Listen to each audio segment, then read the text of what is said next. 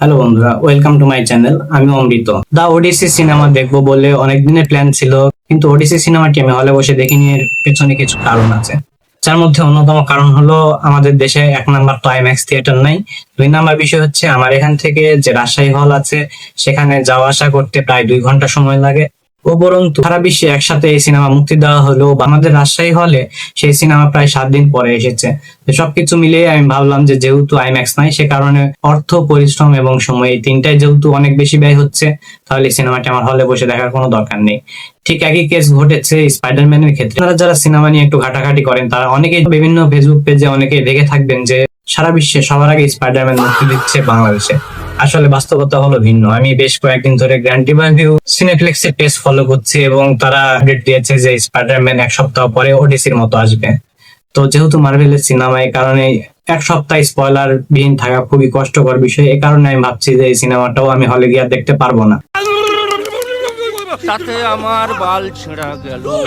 তো এক্ষেত্রে কি করব, আপনাদের জন্য 2টি সিরিজের রেকমেন্ডেশন নিয়ে আসলাম। তো সময় নষ্ট না করে চলুন মূল ভিডিওতে যাই। যে 2টি সিরিজ আপনাদের আজকে রেকমেন্ডেশন করব, এই 2টি সিরিজে অভিনয় করেছেন 12 ফেল সিনেমার অভিনেতা বিক্রান্ত মেসি।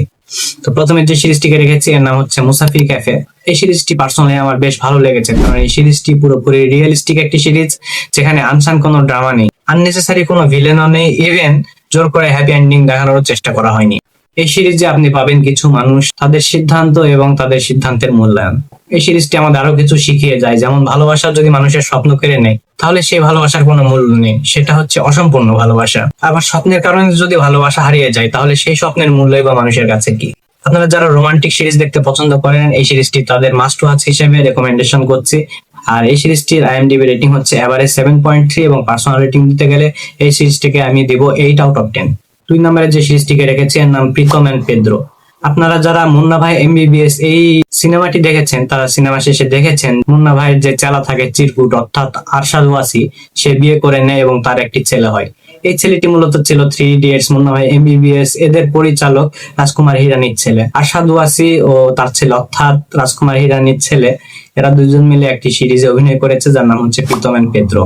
এই সিরিজে আমরা দেখি যে পেদ্রো একজন পুলিশ ইন্সপেক্টর এবং সে ক্রাইম ব্রাঞ্চে কাজ করে, একই সাথে সে মাঠ পর্যায়ে কাজ করতে বেশি স্বাচ্ছন্দ্য বোধ করে। তো কাজে ভুলের কারণে তার হঠাৎ করে ডিমোশন হয় এবং তাকে সাইবার সিকিউরিটি ব্রাঞ্চে পাঠিয়ে দেওয়া হয়।